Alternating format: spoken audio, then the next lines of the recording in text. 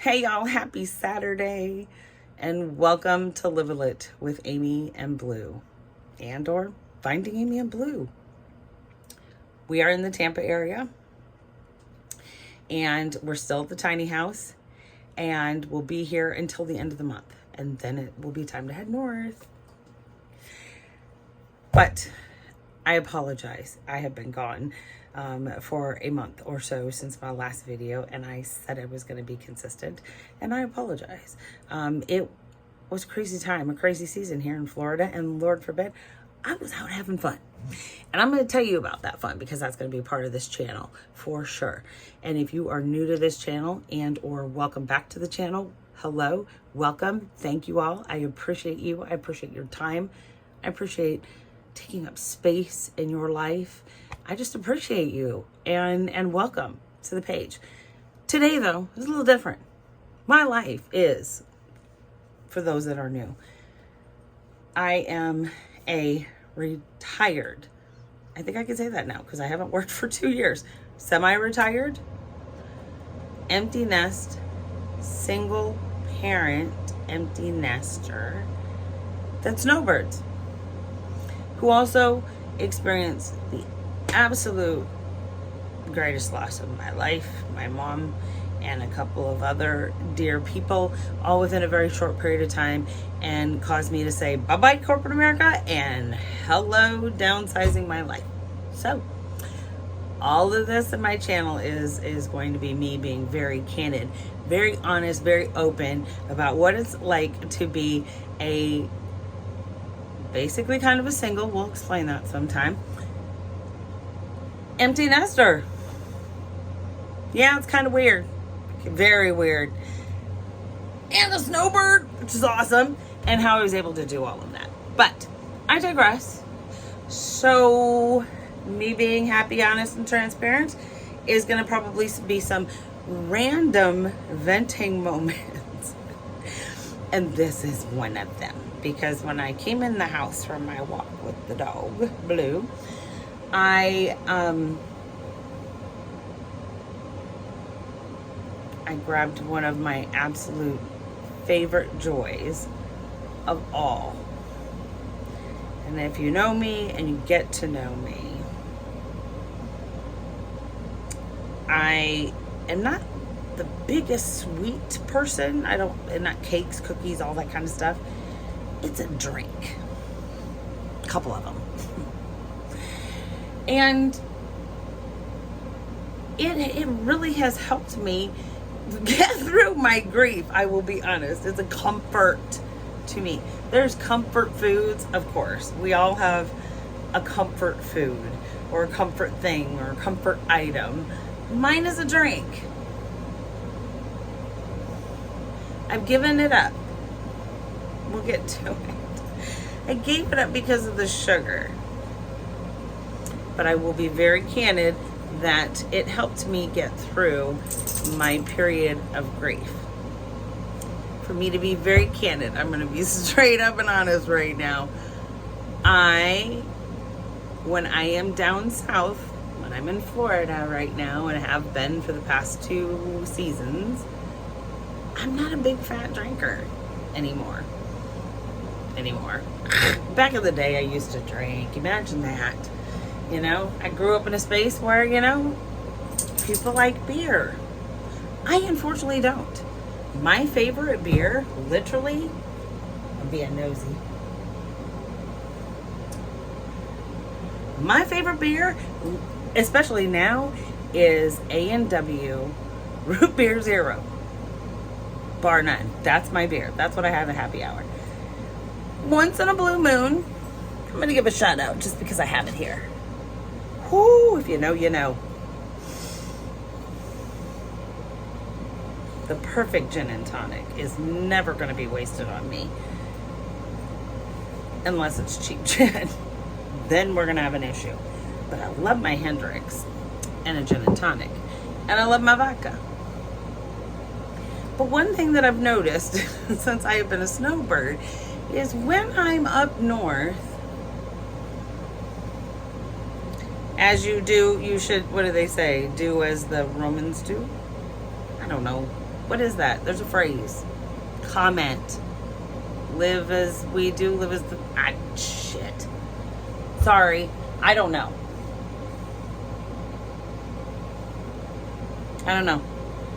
But when I am at home, I do as I'll do and join the crowd and have cocktails. A lot of them. And for those of you who know me and know, and I'll talk more about this as well on the channel, the past 2 summers, my first 2 summers, being a snowbird and going back to my hometown, living in an RV, and I was not working. I have been working on my mental health, my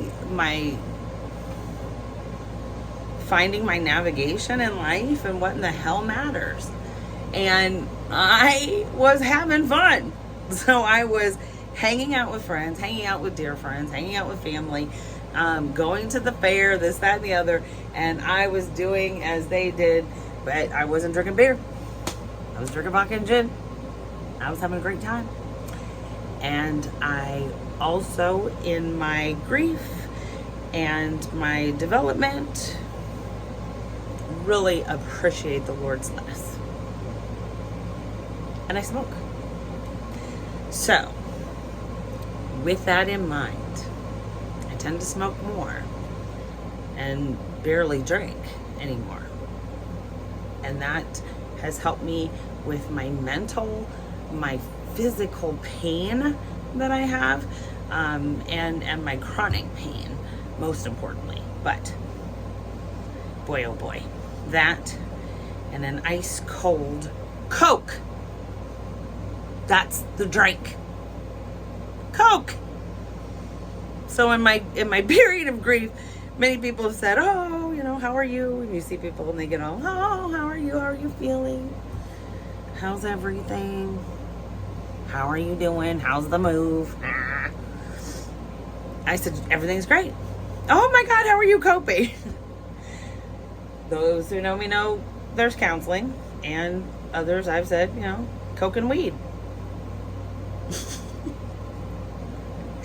And I think I almost have done it just to see the response of what people will say. Like, one, I don't think many people expect to hear me say that I love the Lord's lettuce, and it brings me great joy. And more importantly, it has helped me exponentially. All right. So when I throw out the Coke, then there's the real twist of, it's not the white powdery stuff. It's a Coca-Cola. It's the red can. It is the only pop. That's my vent today. It is the absolutely unequivocal only pop that I think should ever exist. But that's just my opinion. But what my problem is that word pop. And I'm reclaiming it. Because in this lovely process of going tiny, downsizing, leaving my entire life and living a life of complete happy and luxury world, there's some shit that I just have not reclaimed after being a mom, having people in my house, having a significant other. You start living by yourself. Do for you. I can do what I want, when I want, how I want. It has been 2 years that I have not been working. 2. And I still struggle with the fact that I can do what I want to do when I want to do it. And damn it, I can use my voice and I can talk. So, because it has been encouraged to me time and time again for me to start publishing these more, I'm going to do that. But I also need to vent and really help people understand that it is called pop. People can comment. Please comment. I'm going back to it. I'm not calling the shit soda anymore. It is pop, pop, diddy, pop, pop, pop.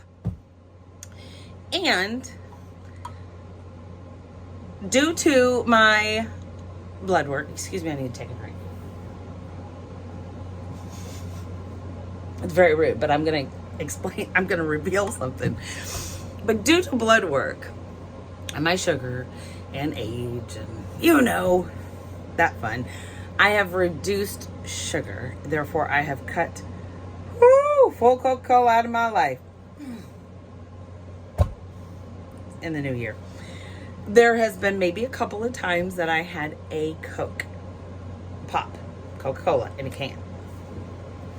But otherwise, I have changed to zeros. And what I've learned is I don't like Coke Zero. Never have. I can't. There will be nothing that will compare to that Coke taste. Whoo! If you are a Coke drinker, put a red heart. Put a red heart out there. But if you drink pop and it's only Coca-Cola, put a heart out there. But I can't drink anything else.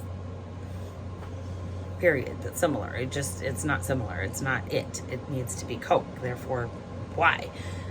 So I was introduced to the zeros, and in this quest, I now have a new love, which is A&W root beer zero.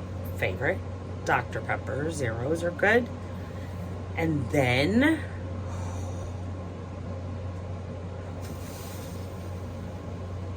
life-altering change happened. I needed to just pick up some sour cream or cheese or something. I usually go to Winn-Dixie or Publix. I happen to run into the Save-A-Lot. Thank you, God, for blessing me with that decision, because I found my all-time favorite. Next to Coca-Cola Pop, my favorite non-caffeinated, I guess, right? Pop. I've done a video of this before. But it's Faygo Rock and Rye. And you're not probably going to be able to see this because of the camera. But it's Faygo Rock and Rye right out of Detroit. Now, I think now it's made somewhere else, but it doesn't matter. But here's the deal. I just need to put out there that it's pop. So my favorite pops, plural, are Coke. The original Coca-Cola. McDonald's more often than not. However, I've been so disappointed by McDonald's Coca-Cola over the past, I don't know how many years of traveling, past probably a couple of times of traveling and whatnot, that I'm giving it to Chick-fil-A. Chick-fil-A, hands down right now, probably has the best fountain Coca-Cola. Coke. But for the pop, it's Coke and Rock and Rye.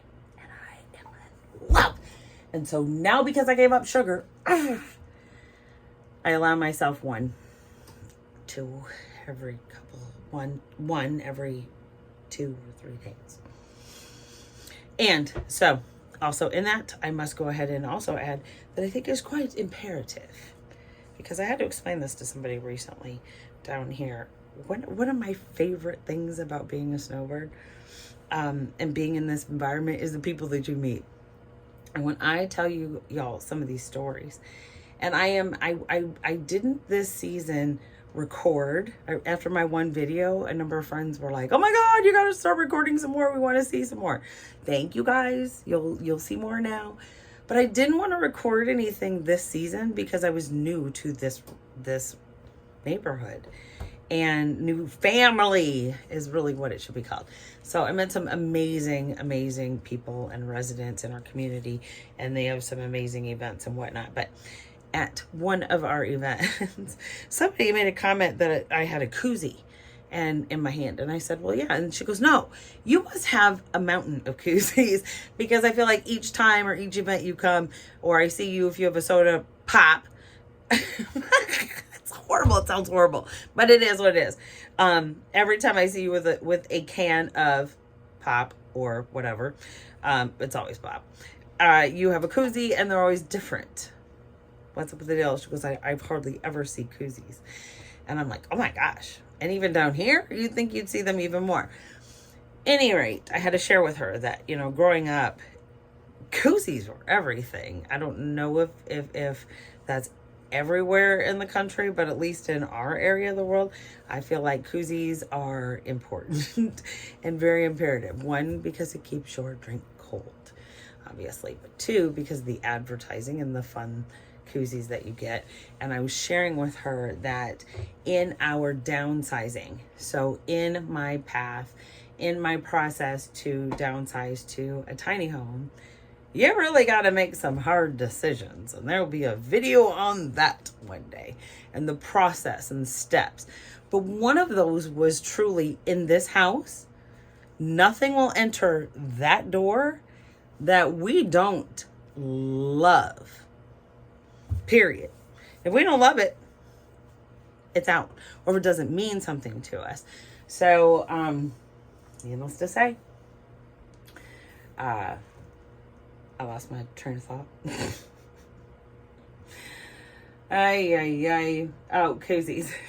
Needless to say, the koozies in that process were a part of that. I apologize because that is also something I need to address. I do have these moments. Could be because I smoke. Could be because I'm not writing my notes down. And it could be because of a family bloodline thing that I learned about health. Potential. Talk about it later. Any rate, koozies. I digress. Koozies. So these lovely little koozies. So going through your house, one of the things that we had to do was downsize. And years ago, we had a downsizing argument with my mom over cups and water cups, and that we had tons of them. And when we were getting ready to move, she's like, you don't need this many. And we said, they all have a meaning, and that's why we keep them. And she literally was like, you've got to be kidding me. There's like 30 or 40 down here. And she's like, come here.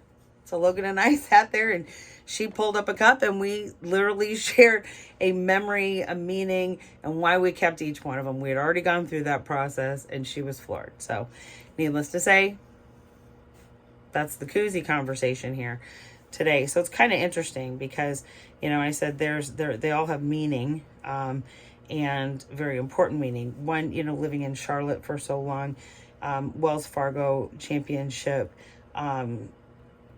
golf tournament in Quail Hollow, happens every year. Just a huge event.